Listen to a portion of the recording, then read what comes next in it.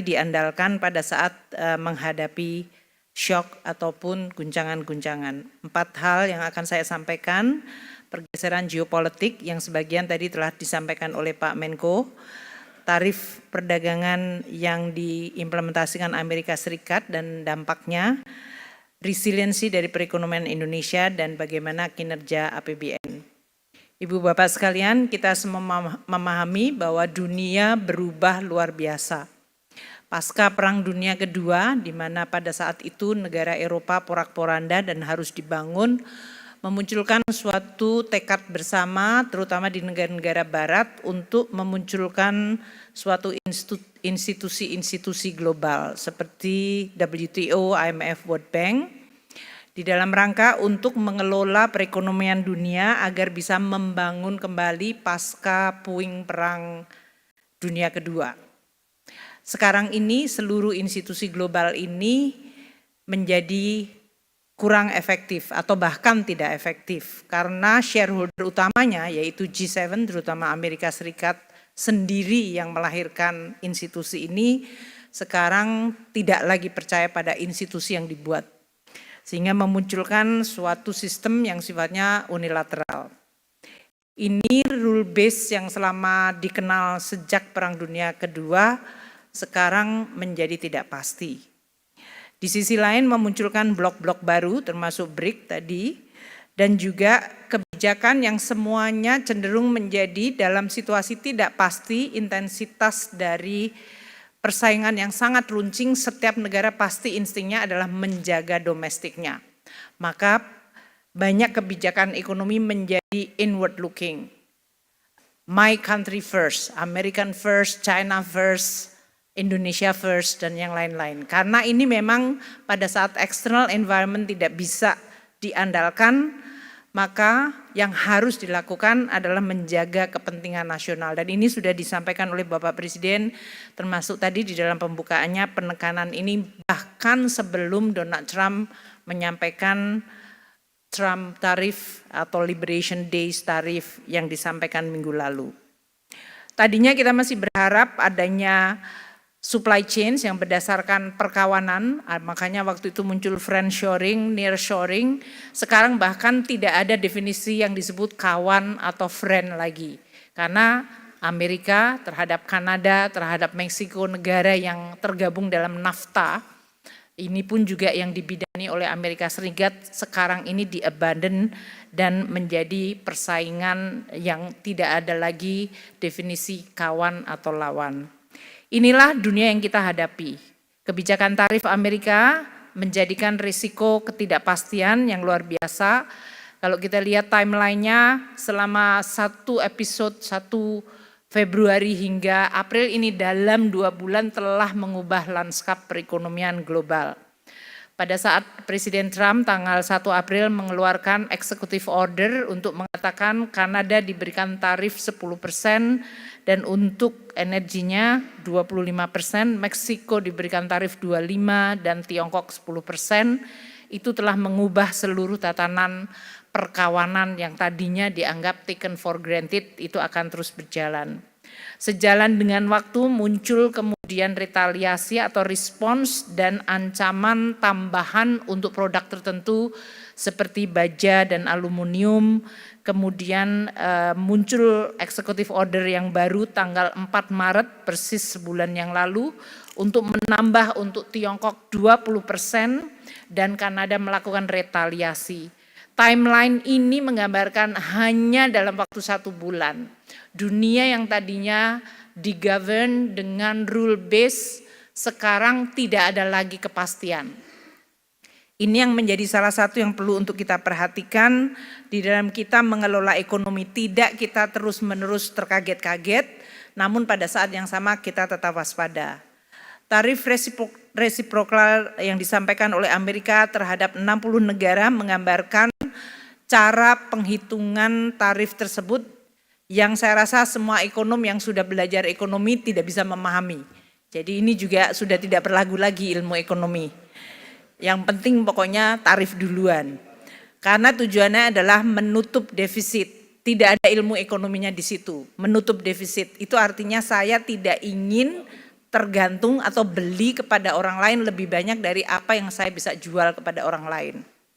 Itu is purely transactional, nggak ada landasan ilmu ekonominya. Jadi teman-teman ini ada ICI di sini, mohon maaf tidak berguna Pak ilmunya hari-hari ini.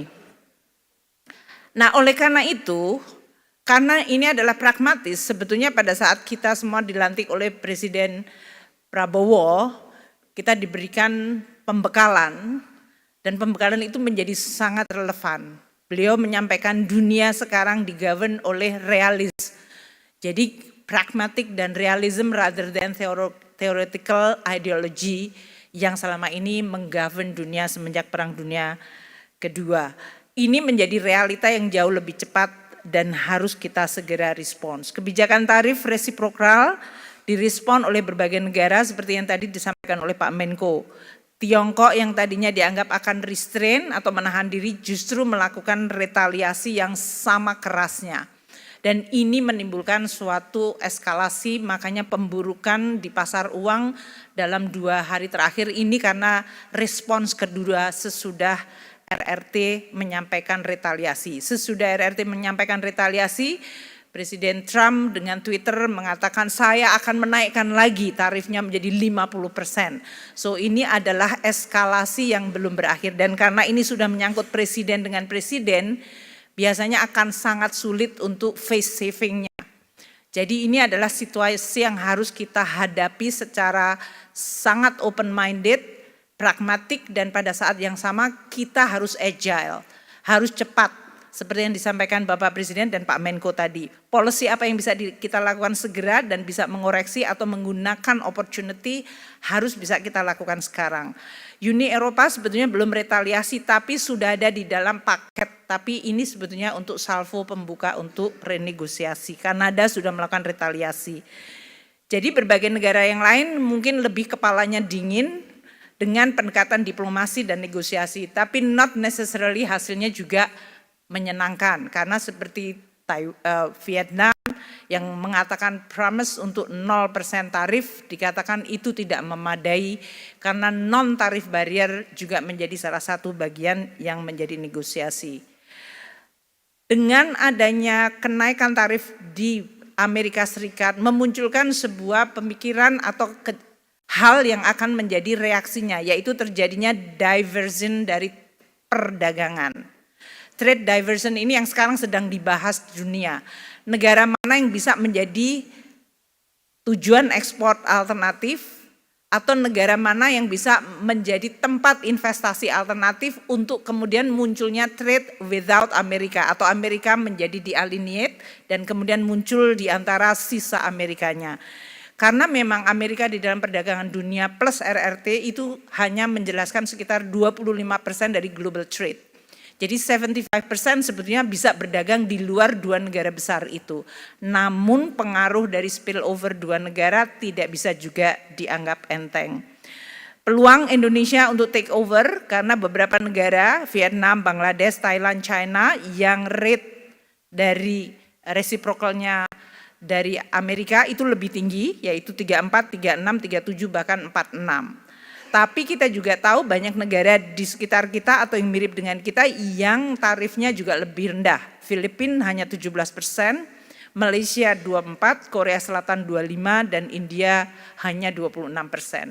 Jadi di dalam tabel ini kita bisa menggambarkan komoditas apa yang potensi kita akan bisa menjadi pemasok baru atau kita akan dikalahkan oleh yang tadi tarifnya lebih rendah. Ini yang menggambarkan betapa pentingnya situasi seperti ini, saresahan ekonomi. Bapak Presiden ingin kemudian bertemu dengan semua stakeholder karena ini adalah perang bersama. Ini harus bersama-sama antara pemerintah, policy maker, para pelaku ekonomi dan bagaimana kita meresponsnya. Investor portfolio merespons negatif kebijakan RRT. Kita semuanya hari ini adalah hari pertama pembukaan bursa dan kita sudah melihat Indonesia tadi sesi yang kedua di bawah 8%, 7,7. Kalau kita lihat banyak negara yang indeks harga sahamnya pada tanggal 8 April dibanding 2 April banyak yang koreksinya sangat dalam hingga 14%, bahkan tadi yang Pak Menko menyampaikan beberapa bisa mencapai di atas 25%. Nilai tukar kita, Pak Gubernur Bank Indonesia sudah menyampaikan juga beberapa langkah bahkan sebelum pembukaan hari ini, dan alhamdulillah kita sekarang sudah bisa turun di bawah 17.